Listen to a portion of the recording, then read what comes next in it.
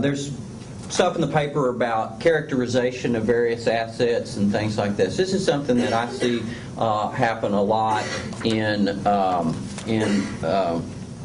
the valuation or characterization of separate property interest in a 401k account. When the parties got married, the wife's 401k account was worth $20,348. And so today it's worth $70,000 and change. And so the difference is community. Because what the value of the account at the time of the marriage was separate, and that's not right. That's not the law.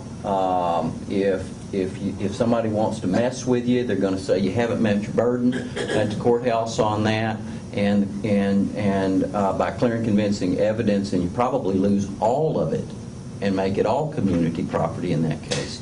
You got to find out what they own in that account on the date of marriage, and then how has that appreciated or depreciated or mutated into something else? Did they sell that and buy something else? That is technically the correct way to do it. And don't let another lawyer hide behind the log on you and then blow that up on you at trial. And it all gets to be community property because you'll have a very unhappy client. So bear that in mind as you're going through this process. Now, that's a perfectly reasonable approach to figuring out what's community and what's separate. And if the other side's willing to do that, or some other easier way to go about it than doing a full and complete tracing and having to hire accountants to do it, make the deal. Get the deal in writing, but just don't wait until the last minute and then get that big surprise. The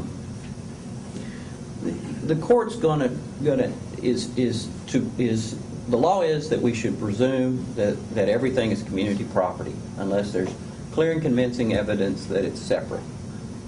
But that's balanced against the law that says that you cannot divest an individual of their separate property. And so it's that balancing act that a court is always going to do.